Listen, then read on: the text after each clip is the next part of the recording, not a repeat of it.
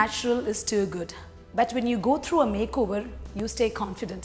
We have an amazing makeup artist today with FRSA recognition, Lakshmi Menon, and she'll teach you how to make yourself groomed well. Hello everyone! Welcome back to yet another episode of Pennalaga. This is me Lakshmi here. ഇന്ന് നിങ്ങളുടെ മുമ്പിൽ ഞാൻ വന്നിരിക്കുന്നത് നമ്മളൊരു series ഇതിന് മുമ്പ് ചെയ്തിരുന്നു. Bridal time line എന്ന് പറഞ്ഞ സീരീസ് ആയിരുന്നു. അതിനകത്ത് ബ്രൈഡ്സിനെ ഹെൽപ്പ് ചെയ്യാനാണ് ഈ ടൈം ലൈൻസ് നമ്മൾ ചെയ്തത്. അതിനകത്ത് നമ്മൾ ചെയ്തിരുന്ന 6 months ബിഫോർ യുവർ വെഡിങ് ഒരു ബ്രൈഡ് എന്തൊക്കെ ചെയ്യണം, അതുപോലെ തന്നെ നമ്മൾ 3 months മുമ്പ് എന്ത് ചെയ്യണം എന്നുള്ള വീഡിയോ നമ്മൾ ഇതിന് മുമ്പ് എടുത്തിരുന്നു.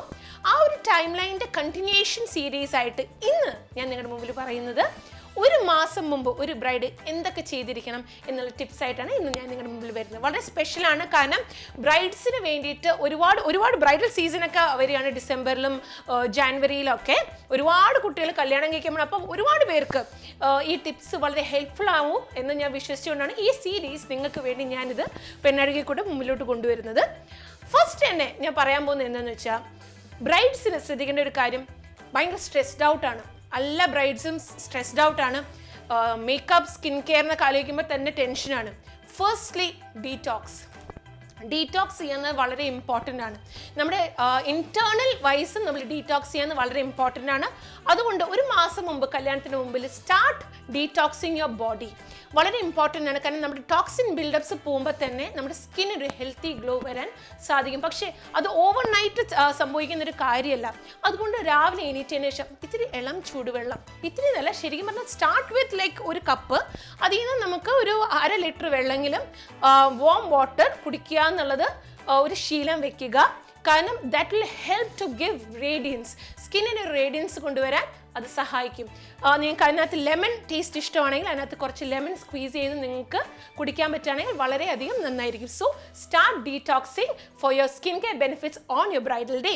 ഇനി നെക്സ്റ്റ് ടിപ്പ് എന്ന് പറയുന്നത് സ്കിൻ കെയറിനെ കുറിച്ചാണ്. ഇതിനു മുമ്പ് നമ്മൾ പറഞ്ഞിട്ടുണ്ടായിരുന്നു, സ്കിൻ കെയർ റുട്ടീൻ എന്ന് പറയുന്നത് വളരെ ഇമ്പോർട്ടൻ്റ് ആണ് ബ്രൈഡ്സിന്. നമ്മുടെ റെഗുലർ ആയിട്ടുള്ള CTM routine during morning and at night.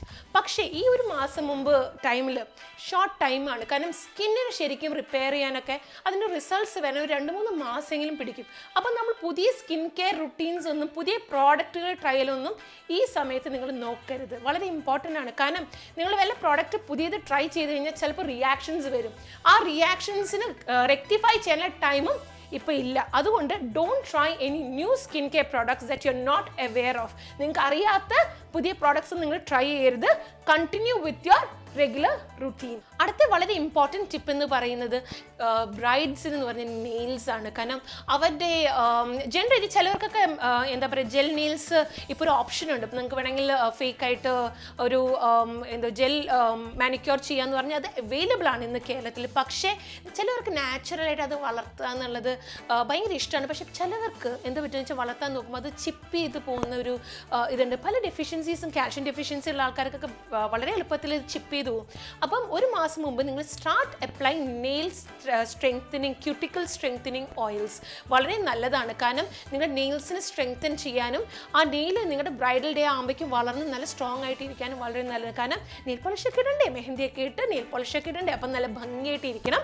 അതുകൊണ്ട് start applying nail oils from this point onwards.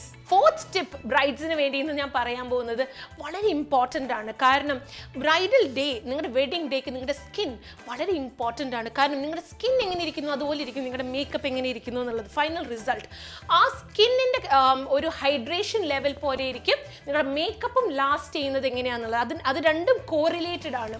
അപ്പോൾ സ്കിൻ നന്നായിട്ട് അന്നത്തെ ദിവസം വേണമെങ്കിൽ വളരെ ഇമ്പോർട്ടൻ്റ് ആണ് നിങ്ങൾ ഹൈഡ്രേറ്റ് ചെയ്യുക എന്നുള്ളത്.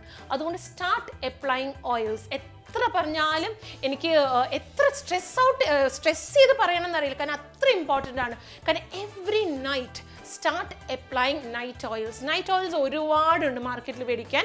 ശ്രദ്ധിക്കുക, നിങ്ങളുടെ സ്കിൻ ടൈപ്പ് എന്താണെന്ന് ശ്രദ്ധിക്കുക. ഡ്രൈ സ്കിന്നുള്ള ആൾക്കാർക്ക് തന്നെ ടീലർ ചെയ്യുന്ന കുറേ നൈറ്റ് ഓയിൽസ് ഉണ്ട്. നിങ്ങൾക്ക് വേറെ ഒരു ഓയിലും കിട്ടുന്നില്ല, റോസിപ്പ് ഓയിൽ എന്ന് പറഞ്ഞ് കോൾഡ് പ്രസ് റോസിപ്പ് ഓയിൽ മേടിക്കാൻ കിട്ടും. അത് മേടിച്ചിട്ട് അപ്ലൈ ചെയ്യുക. ഒരു 2-3 തുള്ളിയെങ്കിലും രാത്രികളിൽ കിടക്കുന്നതിന് മുമ്പ് അപ്ലൈ ചെയ്യുക. റോസിപ്പ് ഓയിൽ കിട്ടാത്തവർക്ക് സ്വീറ്റ് ആൽമണ്ട് ഓയിലും വളരെയധികം നല്ലതാണ് ഫോർ ഡ്രൈ സ്കിൻ. എല്ലാ ദിവസവും രാത്രി കിടക്കുന്നതിന് മുമ്പ് 2-3 തുള്ളി അപ്ലൈ ചെയ്ത് കിടക്കുക. രാവിലെ ആയാലും മോയ്സ്ചറൈസ് ചെയ്യുക. അതുപോലെ തന്നെ drink lots of water, very important. ഈ ഓയിൽസ് പറഞ്ഞ പോലെ തന്നെ ഇപ്പം ഫോർ എക്സാമ്പിൾ ഒരു ഓയിലി സ്കിന്നുള്ള കുട്ടിയാണെന്നിരിക്കട്ടെ, ഓയിലി സ്കിന്നുള്ള കുട്ടികൾക്ക് വളരെ എളുപ്പം ലഭിക്കുന്ന വേറെ ഓയിലാണ് ഗ്രേപ്പ് സീഡ് ഓയിൽ.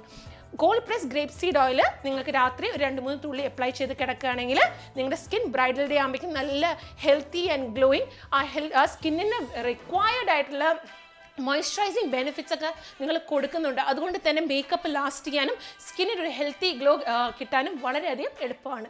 നിങ്ങളുടെ 5th and final tip for today എന്ന് പറയുന്നത് നിങ്ങളുടെ ഹെയർ കട്ടിനെ കുറിച്ചാണ്. നിങ്ങളുടെ ഫേസിന് ചേരുന്ന ഹെയർ കട്ട് ചെയ്യേണ്ട ടൈമാണ് ഇത്.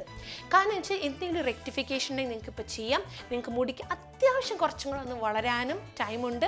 ഒരുപാട് ഡ്രാസ്റ്റിക് ആൻഡ് ഡ്രമാറ്റിക് ചേഞ്ച് ആവില്ല അന്നത്തെ ബ്രൈഡൽ ഡേ. അതുപോലെ തന്നെ നിങ്ങൾ ശ്രദ്ധിക്കേണ്ട കാര്യം, ഹെയർ കളറിംഗ് ഒന്നും പുതിയത് എക്സ്പെരിമെൻറ്റ് ചെയ്യരുത്. അത് വളരെ ഇമ്പോർട്ടൻറ്റ്. ഇപ്പം ഈ മൂമെൻറ്റിൽ ഒരു 1 മന്തേ ഉള്ളൂ നിങ്ങൾക്ക് ഇനി വെഡിങ്ങിന്, ഇപ്പോൾ എക്സ്പെരിമെൻറ്റ് ചെയ്യരുത്. നിങ്ങൾക്ക് ഹെയർ കളർ ചെയ്യണമെങ്കിൽ ഞാൻ പറഞ്ഞിരുന്നു നേരത്തെ ചെയ്യണം. ഈ 1 മന്ത് മുമ്പ് നിങ്ങൾക്ക് ഹെയർ കളറിംഗ് ഒന്നും ആവശ്യമില്ല. കാരണം എന്തെങ്കിലും ഒരു അലർജിയോ റിയാക്ഷൻ ഒക്കെ ഉണ്ടെങ്കിൽ ഈ സമയമല്ല ശരിക്കും. നിങ്ങൾക്ക് റെക്ടിഫൈനുള്ള ടൈം കുറവാണ്. So definitely try out your hair cut, get from A good stylist. നിങ്ങളെ ക്ലയൻ്റ് ആയിട്ട് പരിചയമുള്ള നല്ല ഗുഡ് ഹെയർ സ്റ്റൈലിസ്റ്റുകളുണ്ടോ അവരുടെ അടുത്ത് പോയി നല്ലൊരു ഹെയർ കട്ട് വെക്കുക. കാരണം ഇപ്പോഴത്തേക്ക് നിങ്ങളുടെ ബ്രൈഡൽ ഡേ ആകുമ്പോൾ നിങ്ങൾ you won't look to drastically dramatic.